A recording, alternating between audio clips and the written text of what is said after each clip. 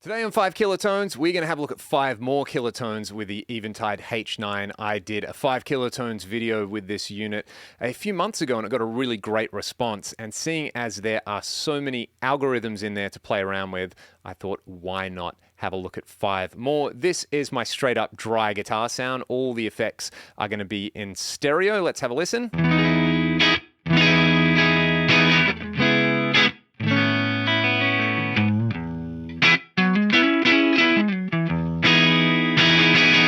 So that is the guitar tone. Let's start with the black hole reverb. This is kind of like a signature Eventide effect. You can either have it as a reverse or ramp up reverb, or as just a really big reverb that you can modulate and add some filters to. So let's start by setting the low level and the high level to 0. That will take the filters out. I'll set the resonance to 0, the feedback to 0, the mod to 0, and the pre-delay to 0. And we'll just have a listen to the gravity setting at around 30% with the mix at 50%. Let's kick it in. At the moment, I've got quite a small size, so I've got it set at 15. This is what you get.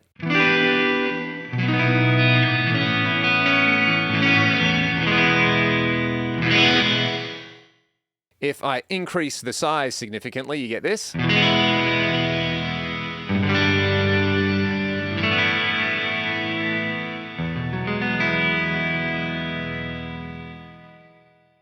So that on its own is a pretty awesome sounding big space reverb. If you turn gravity to inverse gravity, it's going to give you like a reverse or ramp up style reverb.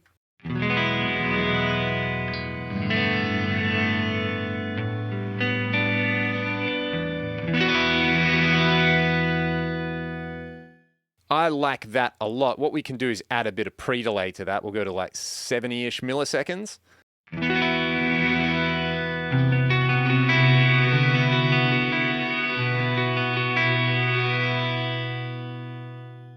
Then I can add some feedback to that. Let's turn the feedback up to about 40.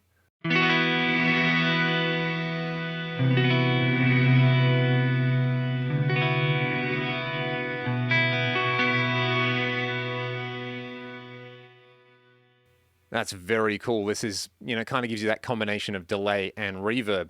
Then we can add some modulation here, which I think is a really, really awesome feature. Modulated reverb is just gorgeous.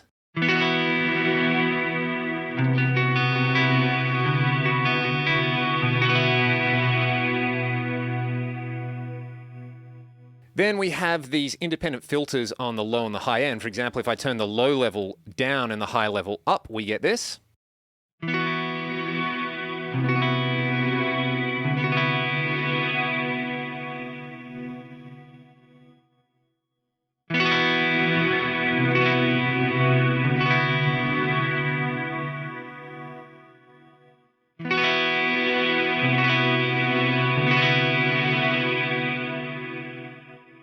I quite like it with the low level attenuated and the high level boosted, and then you can use this resonance control on the filters. If you turn it right up, you get this.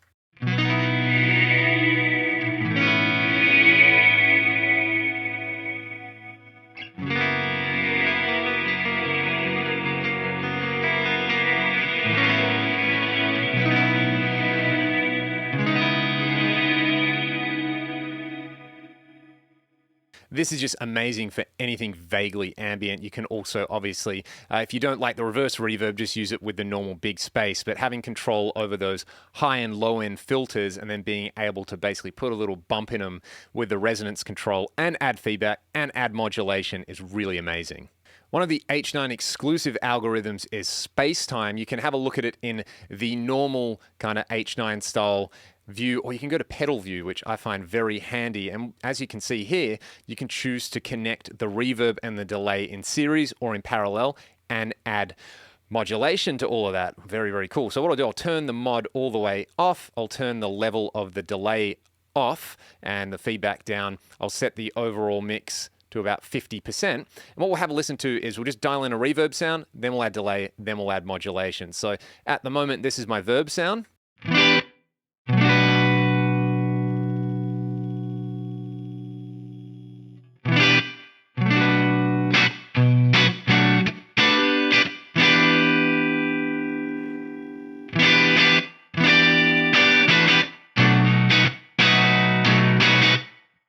So the color control is going to control how dark or bright the reverb sounds. I like it down here, and you can increase the decay.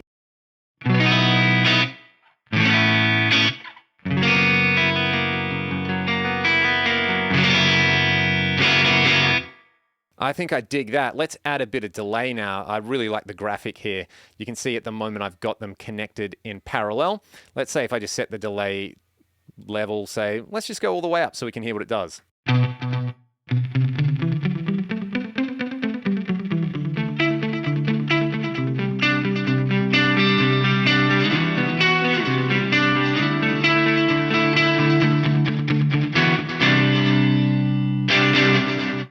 That instantly sounds pretty good, actually. If you want to blend the reverb in series, you can turn this level control down. Say, there's a difference between parallel and series.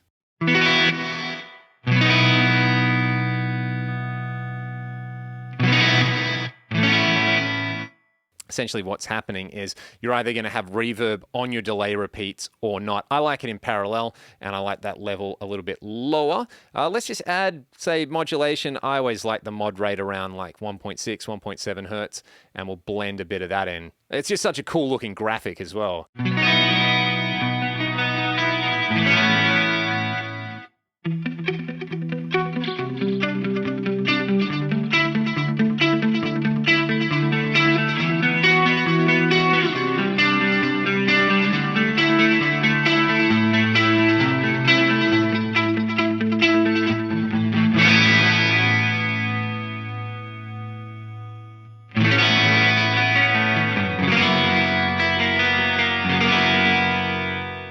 Essentially, this algorithm is instant access to the 80s. Next, we're going to have a look at more of a 60s and 70s style effect in the tape echo. Here's the tape echo algorithm. These are the settings I really like, and I'll talk through the advanced parameters in a second.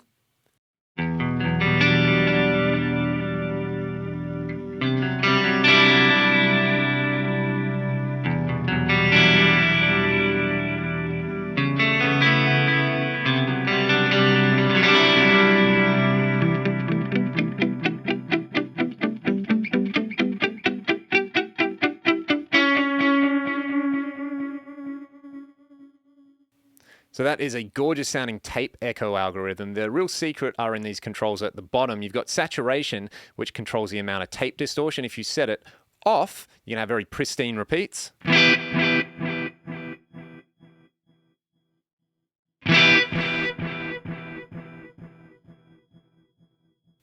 You can hear that turning it up gives you tape distortion. Wow and flutter essentially give you like all the inaccuracies that a real tape would have. Wow is like a modulation effect. If you turn it up, you get this. And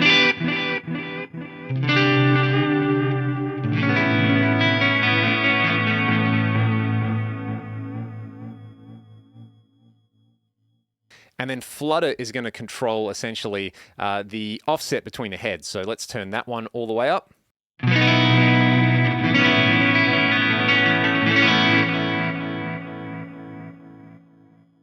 That's pretty cool the way that degrades. So I don't mind flutter being turned up. Wow, I would keep below noon. And then you can turn the filter up if you want to make your repeats sound darker and attenuate more high end.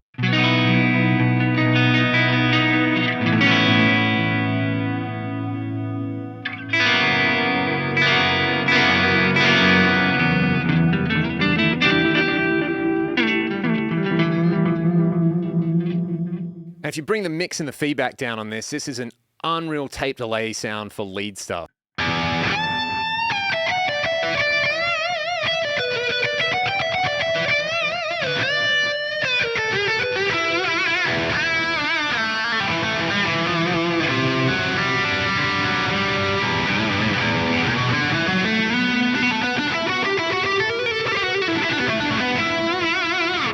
This is a really cool use of the vintage delay algorithm. The vintage delay algorithm gives you control over the bit rate of the delay. But what I like doing is setting one of the delays to about 20 milliseconds with no feedback to give you like a kind of chorus sound, and then setting the other delay to essentially be an even shorter delay, as short as possible, with the feedback turned up.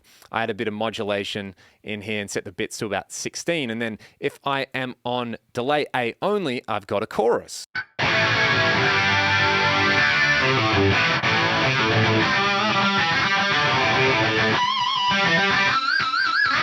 Use that kind of Pat Travis thing. If I'm on B, I get a flanger.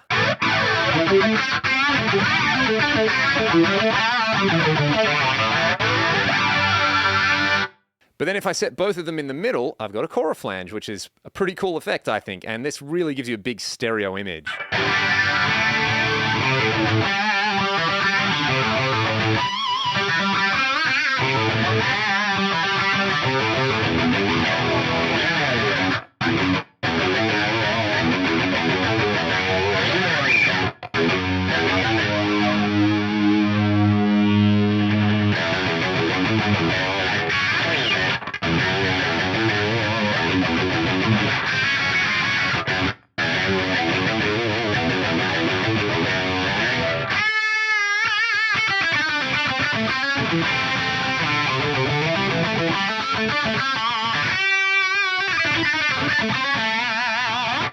One thing you could do is set an expression controller to control the mix between the two delays and go from chorus to flanger. I think that is really, really cool. And that just, like I said earlier, gives me that kind of Pat Travis 80A flanger vibe.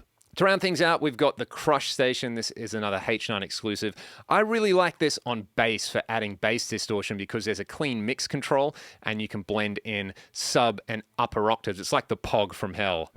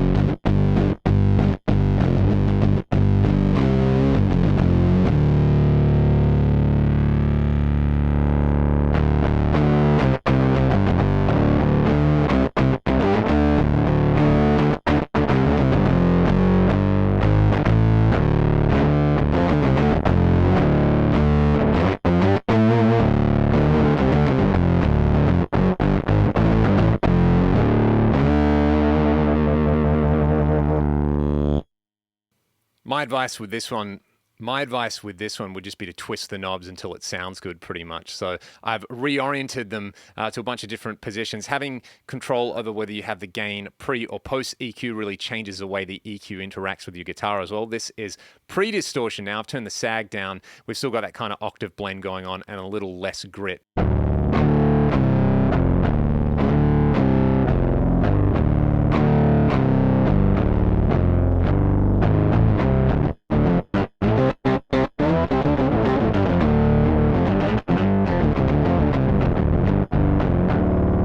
And of course, being a guitar player, I would get a bass sound like that. If you're the sort of bass player that needs to play lead stuff, having an effect like this in your arsenal is very handy. There's also like a simple compressor EQ algorithm in here as well, which you could, I guess, swap between. So there we go. There are 5 more killer tones with the Eventide H9. Everything from absolutely lush ambient cleans to beautiful distorted sounds and totally weird stuff that you might only ever use once per gig when you're playing bass. Thank you guys so much for watching the video. If you enjoyed it, be sure to hit subscribe and I will see you next time. Cheers.